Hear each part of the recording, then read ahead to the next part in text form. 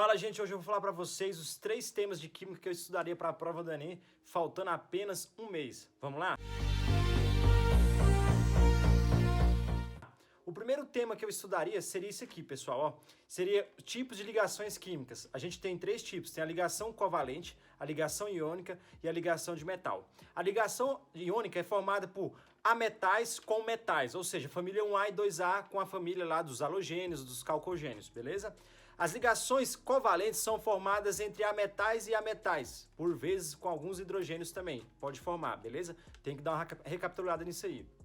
E por último seria as ligações metálicas, que são formadas pelos metais de transição, né? Beleza? Bom, características gerais, mais ou menos. A ligação iônica é uma ligação com alto ponto de ebulição, alto ponto de fusão, certo? São condutores de corrente elétrica, geralmente, normalmente quase todos são, que são sais que são formados, por exemplo. Já as ligações covalentes pode diversificar tanto para um como para outro. Geralmente, mas normalmente, né, o mais frequente é que tem pontos de ebulições um pouco mais baixos, né? Não são tão altos, e os pontos de fusão também são bem baixos também, tá? Então essas são as características das ligações covalentes. Já as ligações metálicas, pessoal, são formadas pelos metais de transição, ou seja, eles têm subnível D, tem diversos elétrons na camada de valência deles. Então eles conduzem corrente com muita facilidade, conduzem calor com muita facilidade. Isso é uma característica dos metais de transição, cobre, ouro, prata e entre outros, tá?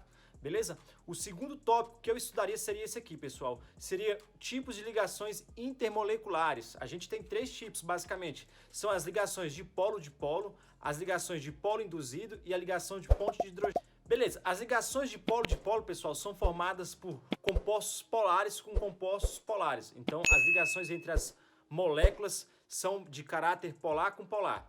Depois vem a ligação de polo induzido. Essa já é formada por moléculas com características apolares. Então, tanto uma como a outra tem que ser apolar, certo? E por último, a gente tem a ligação de hidrogênio, que é a que mais cai na prova. Geralmente, ligações de hidrogênio são formadas quando você tem um hidrogênio de uma molécula ligado a um átomo de oxigênio, um átomo de nitrogênio ou um átomo de flúor, como vocês estão vendo aqui, ó.